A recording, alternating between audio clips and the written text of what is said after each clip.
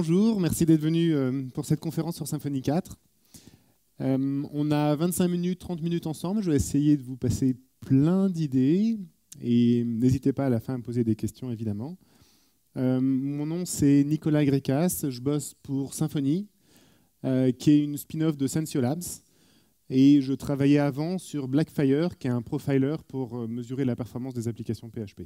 Donc Sensio Labs, c'est la boîte qui a été fondée par les créateurs de Symfony. Et une grosse partie de mon hobby et de mon temps professionnel, c'est de contribuer à Symfony, aussi bien écrire du code que de contribuer au code review, aux commentaires, fixer les bugs, etc., etc.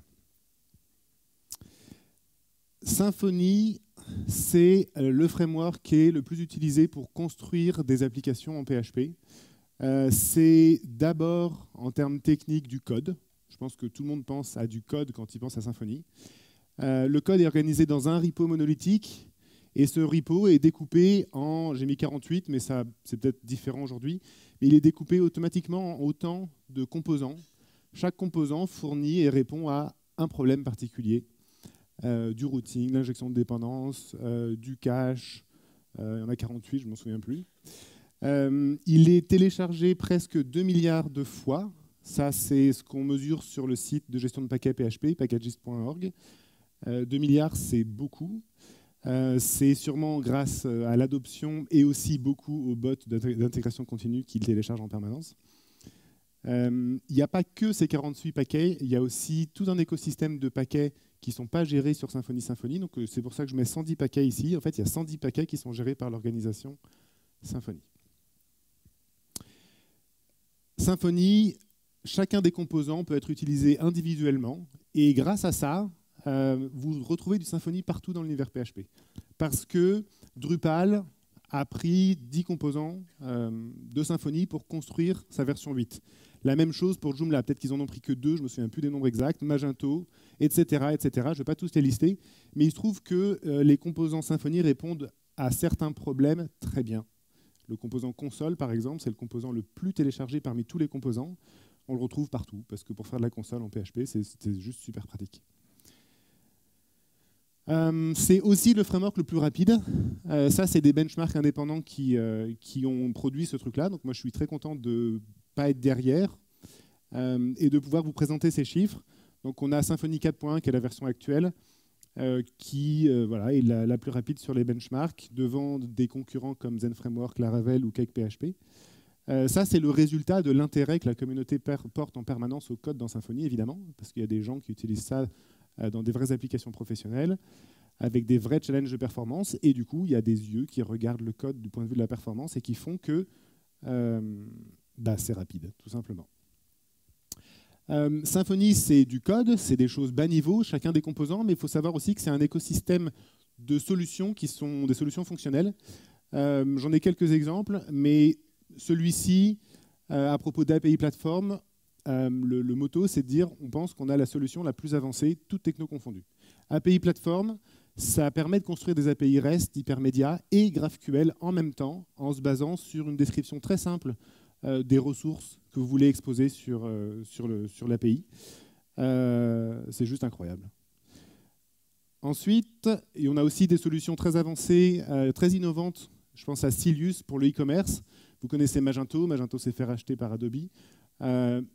Silius, c'est l'open source qui reste et qui, du coup, a une place maintenant à occuper, fait par une petite équipe fantastique. On a aussi beaucoup d'autres solutions. Ça, c'est un exemple de périmètre fonctionnel. C'est le périmètre fonctionnel des interfaces de back-end, d'administration. Il y en a plusieurs. Il y a Sonata, qui est un projet historique, que beaucoup d'entre nous utilisent pour générer des back-office ou pour créer des back-office. Mais il y a aussi des choses modernes comme l'admin component d'API Platform, qui permet d'utiliser les API générées par API Platform pour ensuite faire du back-end dans single page app ou presque. Et puis il y a des bundles plus simples pour des solutions plus simples ou des besoins plus simples comme Easy Admin Bundle qui permet juste de faire le job, c'est tout ce qu'on demande à ces solutions. Alors, c'est pas que du code, c'est vraiment pas que du code Symfony. Symfony, ce sont des process. Symfony, c'est une communauté, c'est un projet, c'est une façon de faire les choses. Grâce à ces process, ça fait 10 ans que Symfony existe et ça fait 10 ans que Symfony c'est toujours hype et que les gens continuent à faire du Symfony et que les étudiants qui sortent des bancs continuent à faire des projets en Symfony. C'est le résultat de... Donc, en termes humains, on est organisé avec une core team, une vingtaine de personnes qui lead le projet. En termes de contribution, on compte 2000 contributeurs agrégés au cours du temps. Donc ça fait beaucoup de personnes quand même qui ont contribué des petites choses et des grosses choses. Vraiment, la communauté, c'est la chose la plus importante. Ça fournit le support. Ça fait que les gens en parlent, s'aident entre eux, s'entraident. Ça fournit aussi le challenge. C'est-à-dire que la communauté, au sens pas que la communauté Symfony, mais la communauté PHP et la communauté web, technologique, on va dire en général, dans le monde open source, challenge en permanence les solutions qui sont dans Symfony, par exemple.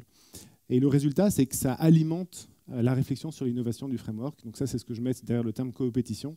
C'est qu'il y a des choses où on va faire du troll, mais l'intérêt, c'est de partager des idées. Et ça, c'est la communauté qui le fournit. C'est incroyable. CARE, c'est un acronyme. On a une care team dans Symfony qui s'occupe du code of conduct, de la diversité. C'est un sujet très important d'avoir une communauté qui permet d'accueillir des nouvelles personnes de tous horizons, de toute diversité, inclusivité. Voilà pour le plan humain. Sur le plan technique, il y a des choses qui sont plus basses et plus importantes que juste le code et le code PHP, c'est les standards. Les standards, c'est grâce à ça qu'on fait des bons choix, parce que si vous adoptez un standard, si Symfony adopte un standard, ça veut dire qu'il s'appuie sur quelque chose de plus bas niveau encore que lui-même, que Symfony, pour fournir une espèce de... Enfin, pour être sûr que le choix sera bon et sera bon dans la durée. Et les choix techniques sont bons dans la durée. Donc le but de Symfony, c'est de vous amener vers les standards plutôt que vers des impasses qui serait une espèce de microcosme Symfony dans lequel on pourrait tomber et puis se retrouver piégé. Ce n'est pas le cas du tout. Le but de Symfony, c'est de fournir du découplage, de l'interopérabilité pour que derrière, vous ayez des outils pour faire des choses. C'est ça qui compte. En termes de process, le dernier que je mets, c'est de tout automatiser. C'est comme ça qu'on scale un projet open source. C'est comme ça que 1, 2, 20 mainteneurs peuvent gérer une communauté de 2000 contributeurs et une communauté encore plus nombreuse de développeurs. C'est parce que tous les petits détails des process de release, des process de merge, du process du quotidien sont automatisés avec un maximum de bots et ce genre de choses. Autre process, la stabilité et la prédictibilité. Symfony suit du versionning sémantique et donc sémantique et périodique. Tous les 6 mois, on release une nouvelle version dite mineure. Ça veut dire qu'on release des nouvelles features. Tous les 6 mois, on connaît la date. Je connais la date de Symfony 5, de Symfony 6, parce que tous les 6 mois, on va réaliser une version mineure et tous les 2 ans, on va réaliser une version majeure. Et la promesse, c'est qu'entre chaque version mineure, on ne va pas casser la compatibilité. Donc vous pourrez bouger, si vous faites le choix de Symfony 4.1 aujourd'hui, vous pourrez bouger à 4.2, 4.3, 4.4. Et on va casser la compatibilité en version 5. Je vais vous expliquer comment. Mais le but ici, c'est de permettre la planification pour que vos projets puissent commencer aujourd'hui et savoir qu'ils seront soutenus et qu'ils ne seront pas dans l'impasse, encore une fois, demain. Pour les versions majeures, c'est un autre challenge. Et ce challenge, on essaie de le relever, en tout cas du mieux qu'on peut, depuis Symfony 2. Symfony 2, maintenant, il y a la 3, c'est la version actuelle, mais en mode maintenance uniquement. La 4, c'est la version active. Et on a créé un chemin de migration continue pour vous permettre de faire le saut de la version 2 à la version 3, à la version 3 à la 4 et la 4 à la 5 dans un an, de la façon la plus fluide possible. On ne veut pas créer de fragmentation de marché. On ne veut pas qu'il y ait des gens qui soient coincés en 2, d'autres coincés en 4, d'autres coincés en 5. Vous imaginez avec le temps, c'est comme les versions d'Android avec Google. On ne veut pas ça. Et donc, pour éviter que ça arrive et pour permettre à tout le monde d'adopter la dernière version en permanence, on a le semantic versioning, je vous en ai parlé. On a une promesse de rétrocompatibilité qui est juste une déclinaison pratique du semantic versioning. Et puis, on a aussi quelque chose qui sont des notices de dépréciation qu'on va rajouter dans le code. Donc, dans le code, si vous utilisez une feature qui est dépréciée, vous allez pouvoir le savoir et du coup le corriger, c'est-à-dire adapter votre code pour implémenter la nouvelle façon de faire. On s'arrange pour que vous puissiez toujours avoir une nouvelle façon de faire disponible dans la version qui déprécie une fonctionnalité donnée. Et le résultat, c'est que vous pouvez bouger à Symfony 4 ou à Symfony 5 dans le futur de façon assez continue. Je me permets d'insister sur ce point. C'est un super pouvoir. Le fait de pouvoir retirer du code, si vous pensez autour de vous combien de frameworks, combien de technologies ont des fonctionnalités qui permettent de planifier la suppression de code, ben, il n'y en a pas. Ou il y en a très très peu. Et grâce à ça, on est capable, dans l'univers Symfony, de lâcher du lest. On est capable de toujours innover et de ne pas s'encrouter, tout simplement. Quand on avait Symfony 2, on n'avait pas encore mis en place tous ces process et les gens nous demandaient mais comment vous allez faire? On rajoute des fonctionnalités, on rajoute des interfaces, on rajoute des composants. Peut-être qu'il faudra un moment dire stop, il y a 30 composants, c'est suffisant, on n'est pas capable d'en gérer plus. La réalité, c'est que grâce à la capacité de supprimer du code, on peut en mettre du nouveau, du frais. Et la prochaine version, Symfony 5, sera prête pour les innovations de demain. Donc ça, c'est vraiment la feature qui fait que Symfony est, à mon sens, hors du commun. C'est que Symfony a des fonctionnalités, a des process pour supprimer du code. Et quand je dis des fonctionnalités, c'est vraiment quelque chose aussi que vous pouvez actionner dans votre code. C'est-à-dire que Symfony lui-même, le projet a des process pour supprimer le code, mais il y a aussi des fonctionnalités que vous pouvez utiliser pour planifier de la suppression de code dans vos applications. Et Symfony vous fournit à la fois les process et les outils pour le faire. Ce qui veut dire que le mythe de la version 2, cette application que vous avez qui est du legacy, toutes les applications sont du legacy. Quand elles existent, elles sont du legacy. Grâce à ces process, vous pouvez les transformer en des applications qui sont juste toujours au fait de l'état de l'art. C'est comme ça qu'on a amélioré la performance. Évidemment, si Symfony est le framework le plus rapide du marché, c'est parce qu'on a supprimé tout ce qui servait à rien et tout ce qui le ralentissait. Donc grâce à ça, là maintenant, c'est une comparaison de performance et c'est un tweet d'un des contributeurs de Symfony qui partageait ça, qui dit même application, même version de PHP, enfin même application. C'est plutôt le Hello World de Symfony. En Symfony 1, qui est un truc complètement différent, c'est un autre framework. On avait 200 millisecondes de temps de génération du Hello World et maintenant on est à 30 millisecondes sur un Symfony 4 avec un égrenage des millisecondes au fur et à mesure des versions. C'est un travail de longue haleine parce que Symfony 1, ça fait 10 ans que ça existe. Mais grâce à ces process, on arrive finalement à simplifier et à améliorer les performances de façon très significative. Et ce n'est pas que de la perf pour la perf, c'est aussi du redesign interne, évidemment. C'est comme ça qu'on obtient de la perf. Alors, qu'est-ce que c'est qu'une application Symfony? Une application Symfony, ça utilise l'injection de dépendance et c'est construit sur les principes solides. Donc les principes solides, les principes de base de toute architecture logicielle un peu correcte. C'est vraiment le motto de Symfony, c'est de dire on va tout faire sur des principes d'architecture logicielle de haut niveau. Le deuxième point, très important, c'est qu'une application Symfony, c'est une application compilée. C'est bizarre, on est en PHP, mais une application Symfony, on fait de la configuration YAML, on définit de la configuration pour l'injecteur de dépendance en particulier, puisque c'est comme ça qu'on configure une application Symfony. Et à un moment, toutes ces définitions, toutes ces configurations sont génèrent du code, un ou plusieurs fichiers PHP, et c'est ce code qui tourne en prod, et en dev aussi. Donc, en termes de performance, toutes les astuces qui vont permettre derrière aux développeurs d'avoir une expérience totalement transparente, ça n'a aucun impact de performance, parce que l'application est compilée. Le truc que j'ai linké en dessous, reproduciblebuilds.org, c'est un nouveau manifeste, je ne sais pas si vous l'avez vu, il est nouveau, enfin c'est relatif, ça dépend de si vous le connaissez ou pas. Donc c'est le concept des builds reproductibles, c'est de dire qu'à partir d'un code source donné, une application Symfony ou n'importe quel code source de n'importe quel langage, vous devez être capable de reproduire le même binaire systématiquement de façon vérifiable. Symfony est compatible avec ça. Quand je dis que Symfony est une application compilée, si vous compilez deux fois la même application Symfony, à condition d'entrée égale, c'est-à-dire à code source égal, vous générez exactement le même conteneur.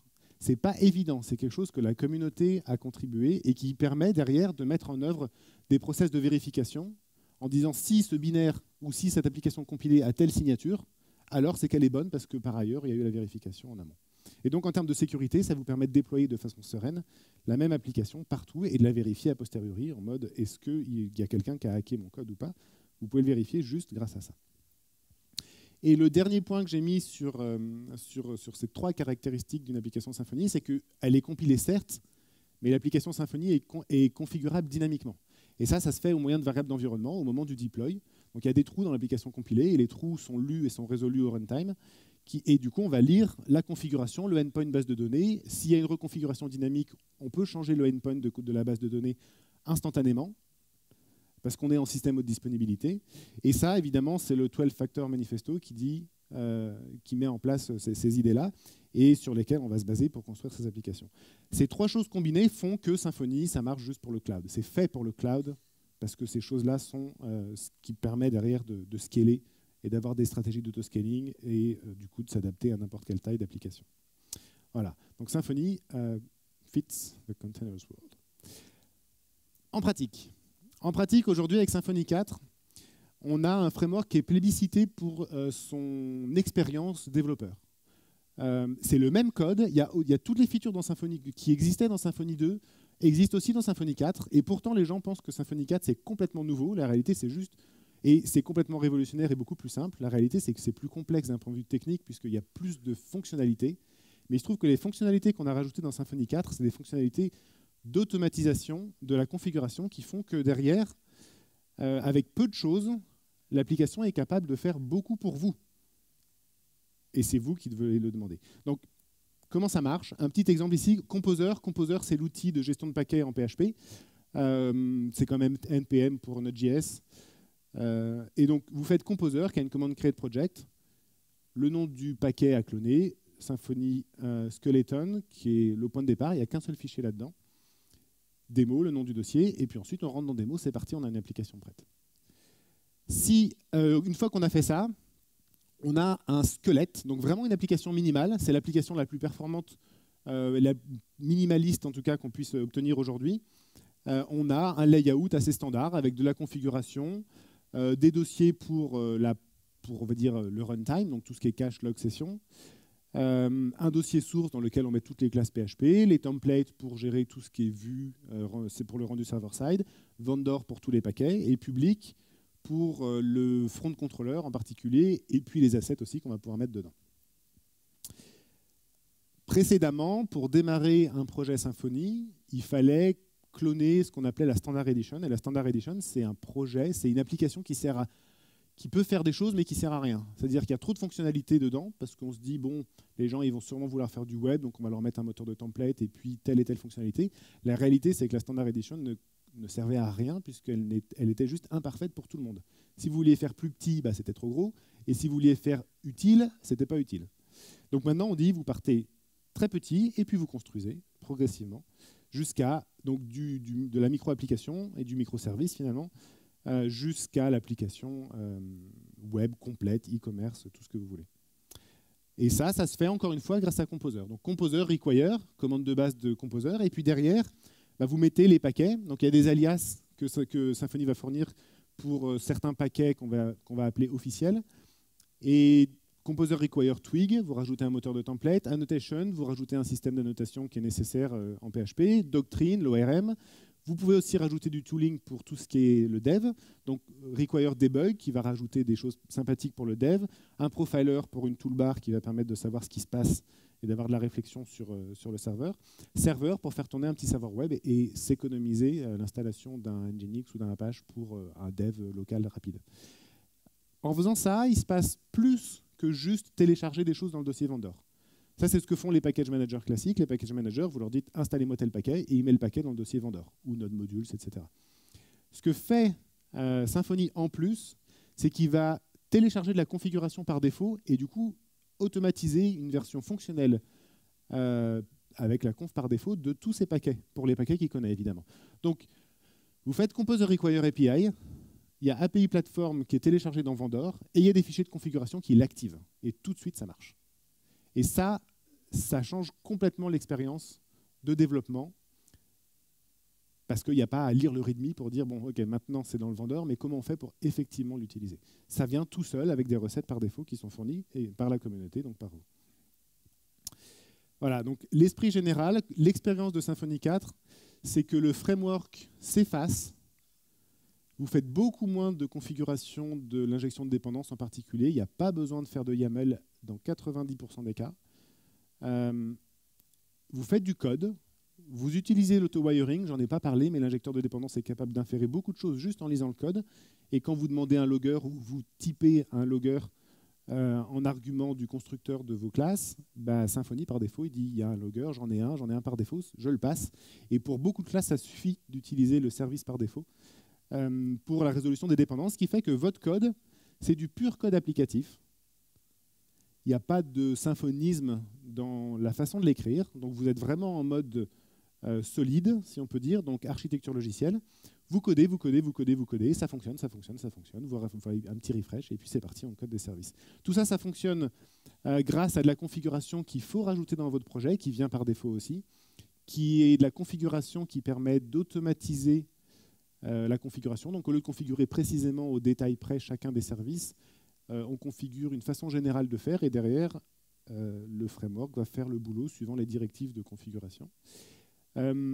Dernière petite chose sur ce slide, c'est, et non des moindres, c'est de vous fournir des messages d'erreur sympathiques. Parce qu'en informatique, ça ne marche jamais. En développement logiciel, il n'y a rien qui marche. Quand ça marche, c'est qu'on a fini notre boulot. Mais pendant tous les mois d'avant, ça ne marche pas. Et quand ça ne marche pas, ça veut dire qu'il y a des erreurs, ça veut dire qu'on est en situation où il y a encore quelque chose à faire. Et donc, la meilleure solution et ce qu'on peut faire pour vous aider là-dedans, et on a passé beaucoup de temps pour instrumenter le code, pour vous fournir derrière des messages d'erreur sympathiques, pour que vous puissiez ensuite passer à l'action, de dire erreur, correction. Et pas seulement erreur, qu'est-ce que ça veut dire, je ne comprends rien. Voilà. Un petit dernier slide, juste pour enchaîner sur les superlatifs, et puis faire le lien aussi avec le titre de la conférence. Donc Symfony, ça vous permet vraiment de scaler sur toutes les dimensions d'un projet, aussi bien les dimensions techniques que les dimensions humaines ou les dimensions projet. Voilà, c'est tout. Merci.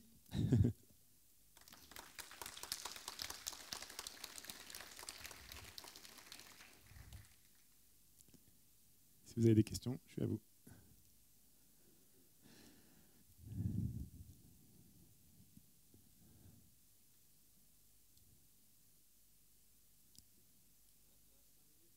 Oui, il reste moi, allez-y. Hein. Ouais.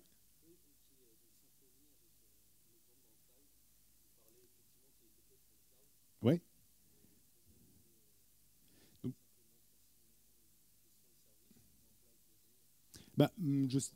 par exemple, Sensio Cloud.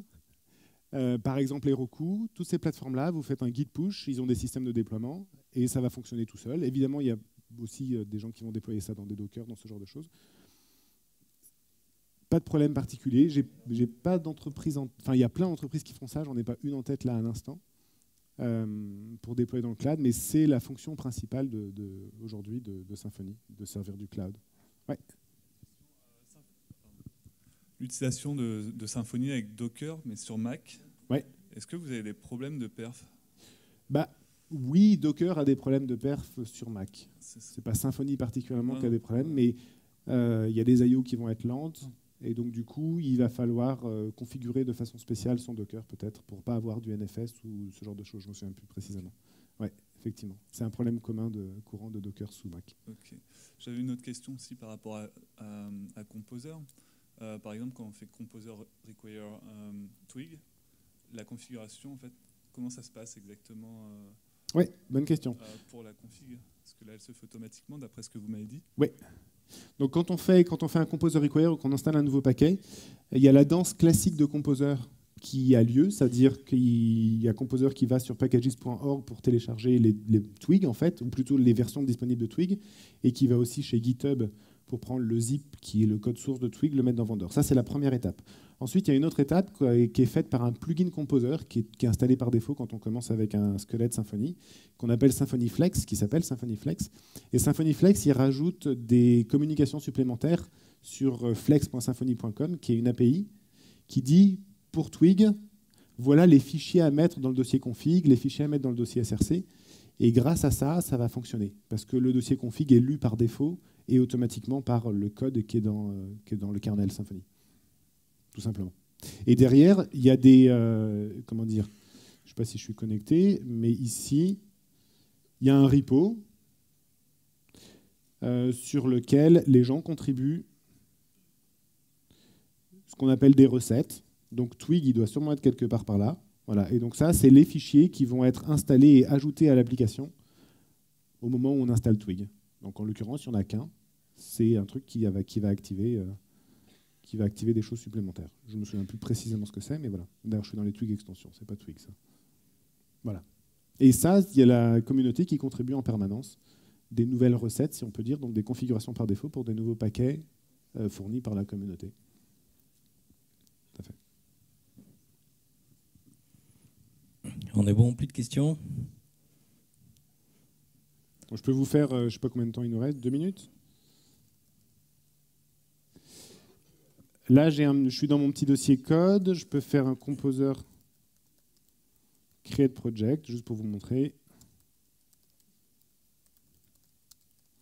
Hop, je ne me suis pas trompé, il n'y a pas de typo. Donc là, on fait ça, c'est-à-dire qu'on va sur packages pour télécharger le skeleton.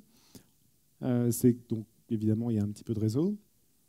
Hop, on télécharge le skeleton, on résout les dépendances du squelette. Donc ça veut dire que le squelette, c'est qu'un composer JSON qui dit il y a besoin de tel et tel paquet pour démarrer. On démarre et c'est parti. On a téléchargé les dépendances du projet. Donc maintenant, on peut faire démo. Je rentre dans mon projet. Et ici, si je fais ça, hop, je pense que ça marche. Ah non, j'ai oublié un petit truc. J'ai un petit dossier public et dans mon dossier public, j'ai déjà une petite application fonctionnelle qui me dit coucou. Voilà. Et puis, si je veux enchaîner, je peux faire maintenant composer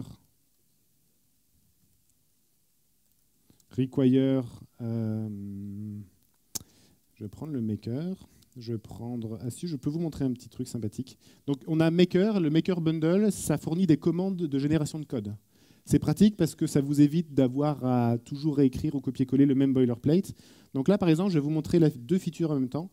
On va faire un petit contrôleur ensemble. Je vais faire make controller et là, composer, c'est pas composer, c'est bin console maintenant. On est dans l'application. Et là, je vais avoir une autre erreur. Je ne sais pas si vous voyez. Je peux peut-être zoomer. Voilà. Donc quand je fais make controller, il me dit en fait, ça marche pas. Il manque des dépendances. Donc là, en mode l'erreur m'est utile, je fais ce que me recommande maintenant la commande et je peux faire un petit contrôleur. Voilà. Et ce qui s'est passé, il me le dit ici, c'est qu'il a généré ce petit fichier qui est mon petit hello controller. Et mon petit hello controller, ça dit, qu'est-ce que ça fait? Que ça m'a créé une route hello. Et sur ma route hello, alors je crois que j'ai éteint mon petit serveur, donc ça ne va pas marcher. Hop. Voilà, sur ma route hello, j'ai mon petit endpoint JSON qui a été généré par tout ça. Et si je veux des choses plus compliquées, je peux faire composer require API. Ça, c'est API Platform. Donc, il y a beaucoup plus de dépendances. Hop, on télécharge tout ça, on installe, on configure. Je ne vous montre pas, je pourrais vous faire des guides diff entre eux à chaque fois. Mais ça m'a rajouté du code en local. Et derrière, j'ai une petite API. Alors, je crois que voilà, j'ai tout de suite API Platform. Ici, il y a un endpoint qui permet de travailler en interface web, mais il y a aussi l'API REST HTTP qui est disponible. Je n'ai rien défini, donc évidemment, il n'y a rien. Mais c'est déjà fonctionnel. Etc. etc. C'est beau. Voilà. Et je crois qu'on est au bout. Merci. Merci.